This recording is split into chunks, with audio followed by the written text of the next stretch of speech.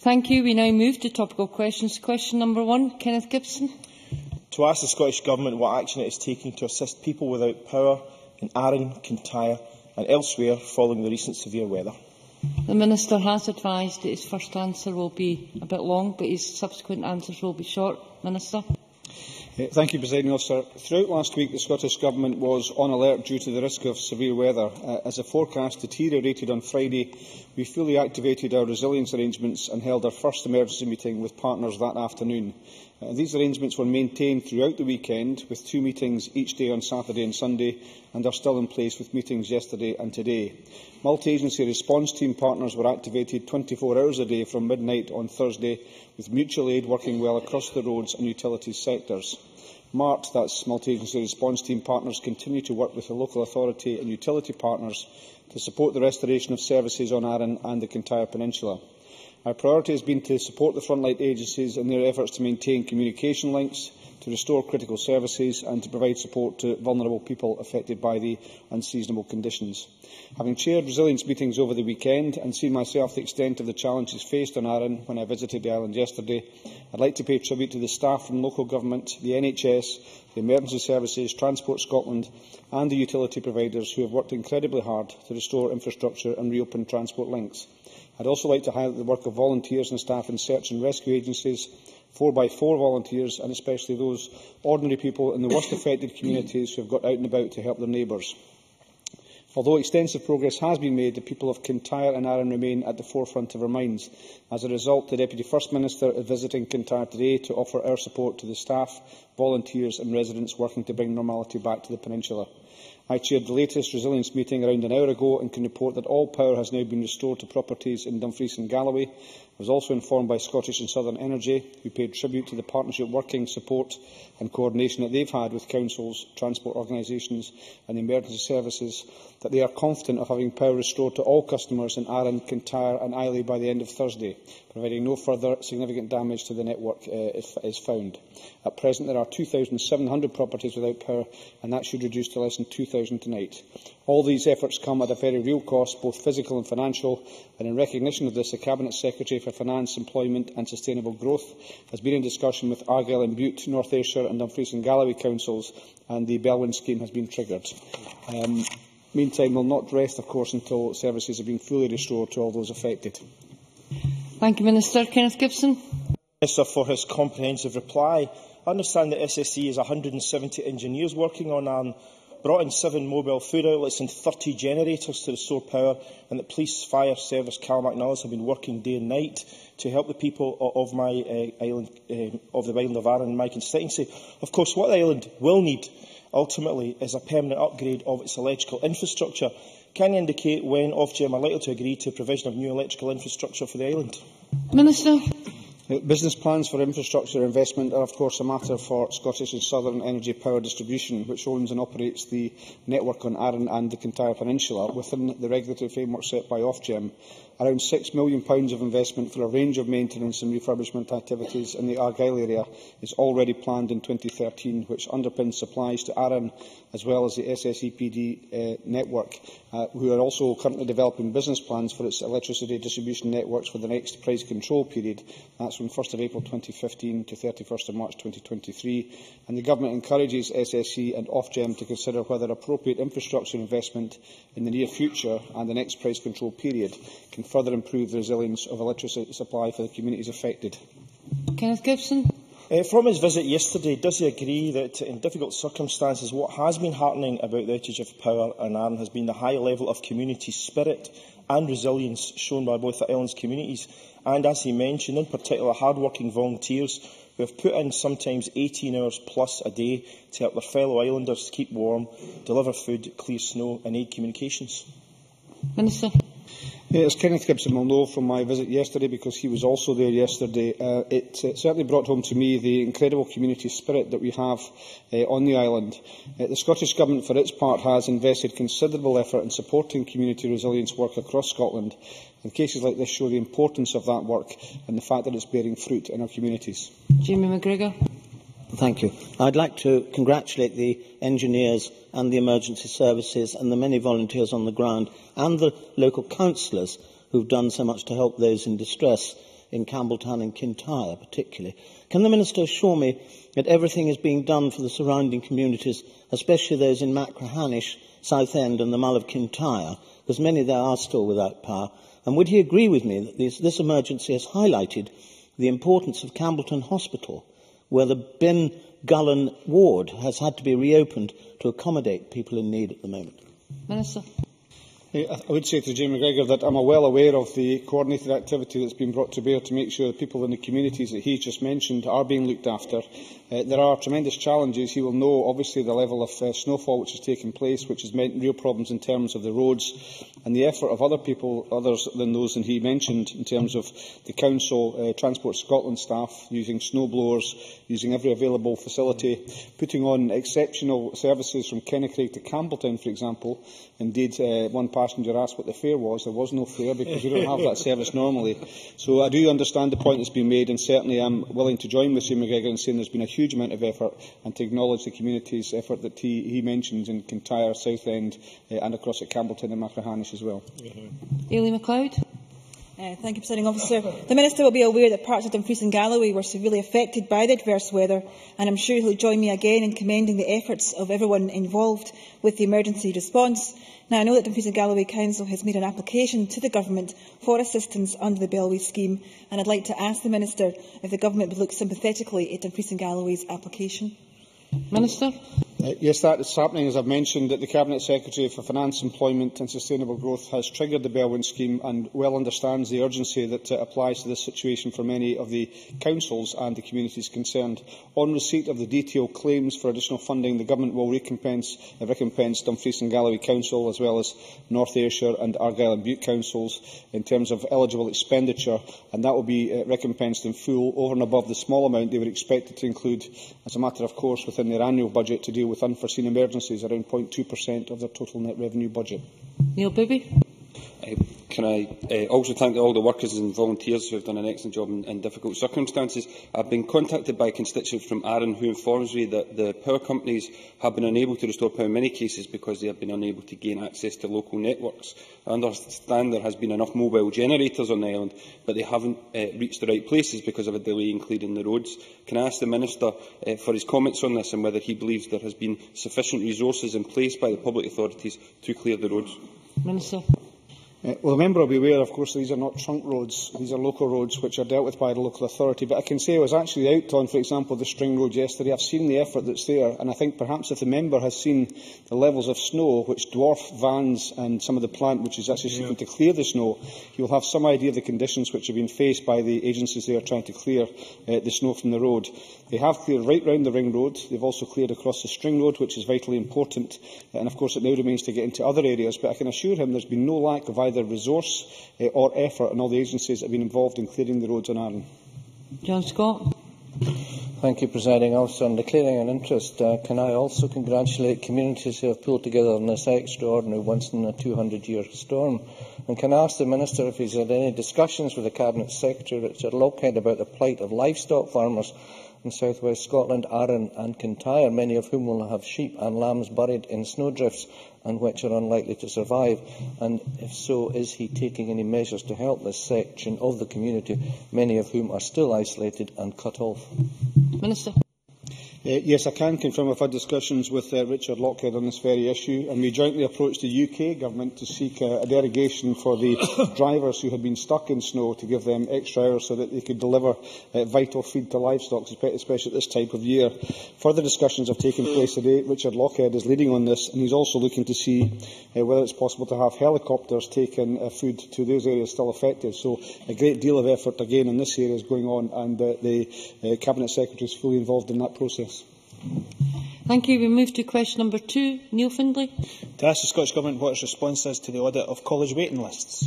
Cabinet Secretary Michael Russell. Presiding Officer, our study showed conclusively that claims that there were a large number of students on so-called college waiting lists were false.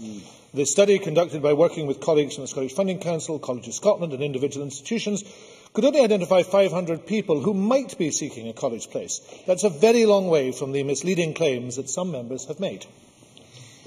Neil-Findlay. Presiding Officer, the report into college waiting lists was written by the Scottish Funding Council under the direction of the Scottish Government. although it could have been written by Hans Christian Andersen. Does the Cabinet Secretary take students, lecturers, members of the public and this Parliament for fools? Are we supposed to believe that a waiting list of 12,866 at 7 colleges in Glasgow and Lanarkshire was somehow magically reduced to 500, and that this figure is an accurate reflection of the numbers on the waiting lists at these colleges? Cabinet Secretary. Presiding Officer, that is exactly the case. By the work that was done, and it's outlined within the report, it is quite clear that the claims that were made in a survey in October were not true. And indeed, to be fair to Colleges Scotland pointed out at the time that they would not verify their figures. However, that was not, of course, a caution that was attended to by Mr Findlay or even by Mr Hugh Henry. Mr Findlay said in the official report on the 30th of January, in a study that Scotland's colleges, not Labour, carried out, more than 21,000 people were estimated to be on waiting lists. The important word was estimated, but Mr Henry threw caution to the winds. He said in October 21,000 students are on college waiting lists. And he said in January, being slightly more cautious, likely more than 13,000 Scots were denied a place at college.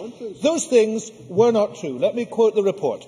The process is college. This is from the report. This is from an audit that was carried out. The processes college use for managing applications and waiting lists are not consistent. This means that these lists are not comparable between colleges and cannot be aggregated to obtain an accurate total of those waiting for a place in colleges in Scotland. The report is accurate. The report is comprehensive. Those people who misled this chamber with the figures that they used last year should now apologise to this chamber. They should apologise. Neil-Findlay. Getting lectures from the Cabinet Secretary about misleading the chamber is a bit rich, Presiding Officer.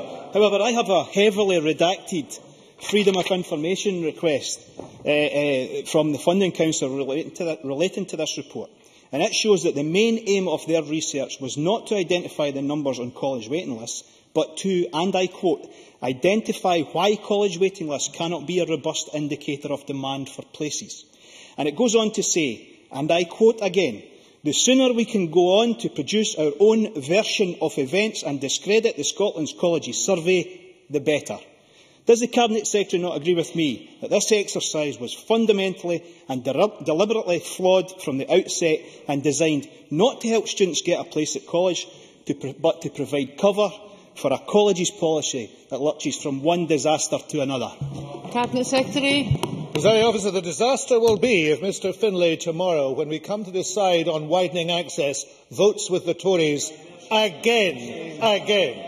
Colleges Scotland, of course, welcomed this report. They recognised that there were considerable flaws in their methodology. They recognised that the way that the information was presented was wrong. And the report says that the Scotland's Colleges survey cannot therefore be considered a reliable measure of those waiting for a college place and should not be considered a reliable measure of unmet demand. Now, the reality of this is, of course, that destroys the arguments that Mr Findlay, Mr Henry and others have put in this chamber. It completely destroys them. And moreover, it shows that the figures used were wrong.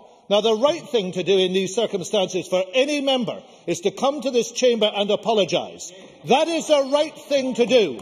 I have done it myself on one occasion. The reality is no member on the Labour side will do it because they are keen to undermine colleges rather than to support young people. George Adam.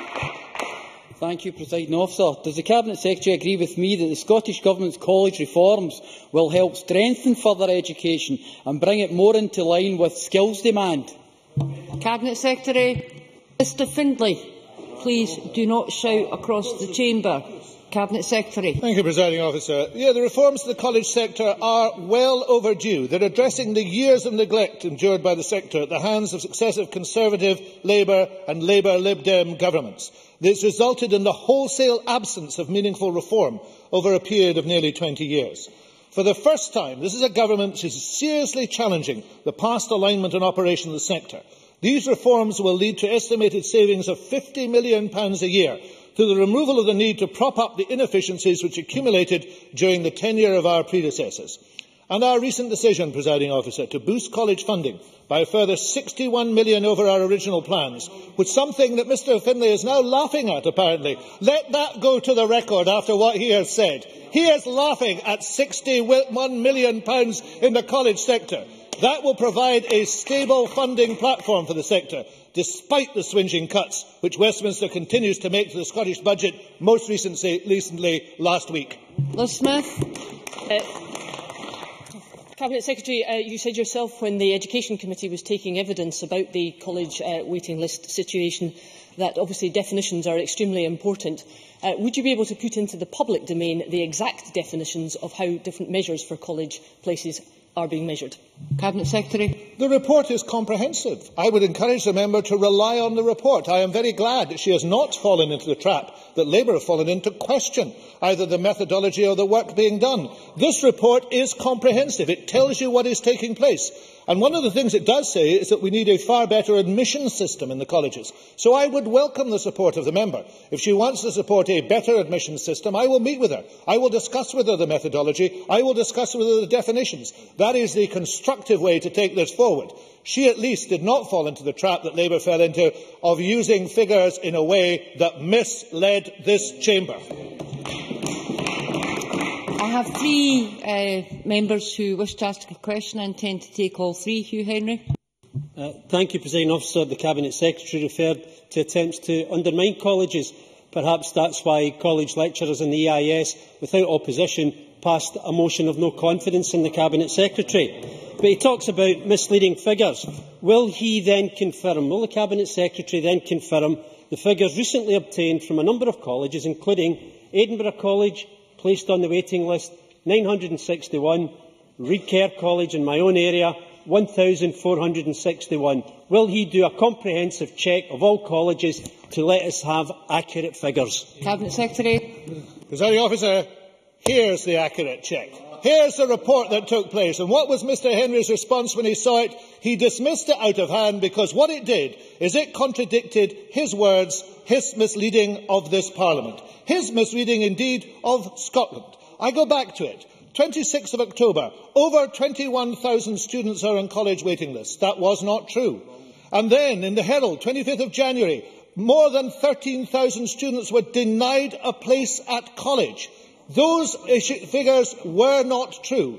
Mr Henry should have stood up and apologised to this chamber, and the chamber should think the less of him because he hasn't. Liam MacArthur. Thank you, Presiding Officer. Before we receive the responses to the next round of Freedom of Information requests, I wonder if the Cabinet Secretary could advise the Chamber whether there are any health warnings to any of the figures that were produced in this report that you'd want to elucidate at this point. Cabinet Secretary. What a very Liberal Democrat question. It's neither got, to be honest, Presiding Officer, the guts to do what Labour have done, and unfortunately they had the guts still to get it wrong, nor has it done what it should have done, which is to say, we accept this report, now let's work together to make sure the college sector works. These figures are clear, the audit is clear. What we need to do is to work together to help the college sector. It's not too late to do that for opposition members. Tomorrow, when we debate the Stage 1 report, there's the opportunity for us to come together and to start on the process of developing the bill in the way that I shall welcome tomorrow. That's the opportunity. I hope members will reflect on that overnight. Mark Griffin. Thank you, Presiding Officer. On the 27th of February, I asked the Cabinet Secretary on what date the waiting list and accompanying analysis for Cumbernauld College would be made available, and he assured me that that would be soon. Can I ask again, when will the individual waiting list and analysis be available for Cumbernauld College? Cabinet Secretary. Have a look. I would advise the member to have a look at this report, to reflect upon this report, to look at the methodology of this report, and then to think to himself, wouldn't it be better, wouldn't it be far better, to go ahead and support Cumbernauld College instead of trying to constantly undermine it by the way in which he is operating? That ends topical questions. The next item of business is a debate on motion number 6057 in the name of Keith Brown on the Forth Road Bridge Bill. Members who wish to take part in the debate should press the request to speak button now, and I call on Keith Brown to speak to move the motion. Minister.